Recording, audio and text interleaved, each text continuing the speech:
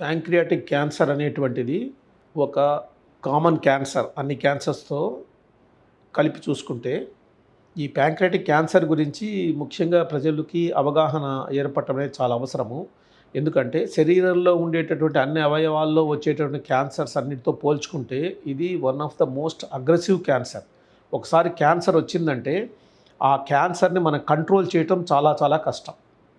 ఈ క్యాన్సర్ కూడా ఈ మధ్య కాలంలో చాలా ఎక్కువగా మనం చూస్తూ ఉన్నాము. ఉదాహరణకి లాస్ట్ ఇయర్లో మన ఇండియాలోనే ఒక ఇన్సిడెన్స్ తీసుకుంటే 23,000 క్యాన్సర్ ప్యాంక్రియాస్ కేసుల్ని రిపోర్ట్ చేయడం జరిగింది.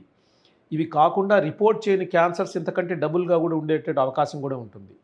ఇండియాలో ఇది ఎక్కువగా పెరుగుతూ ఉంది.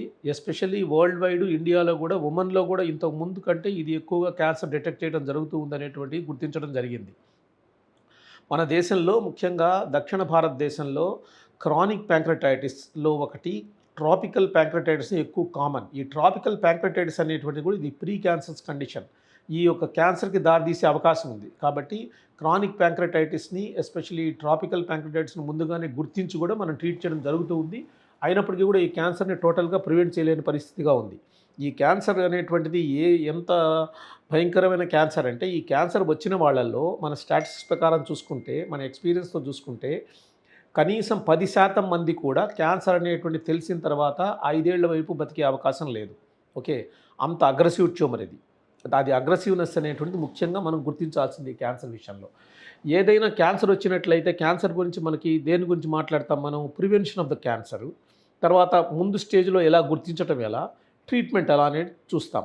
ప్రివెన్షన్ అనేటువంటి దీంట్లో చాలా తక్కువ శాతం మాత్రమే చేయగలుగుతున్నాం. ముఖ్యంగా ఈ క్యాన్సర్ రావడానికి కారకాల్లో తీసుకుంటే జెనెటిక్ ఫ్యాక్టర్స్ పక్కన పెడితే మన చేతిలో లేనిది అది smoking and alcohol. Combination of smoking alcohol అనేది ఒక ఇంపార్టెంట్ రిస్క్ ఫ్యాక్టర్గా గుర్తించడం జరిగింది. కాబట్టి స్మోక్ చేయటము, ఆల్కహాల్ తీసుకోవటం మానేయటం అనేటువంటిది one of the preventive factors. అంతకంటే మన చేతిలో ప్రివెంటివ్ ఫ్యాక్టర్స్ లేవు.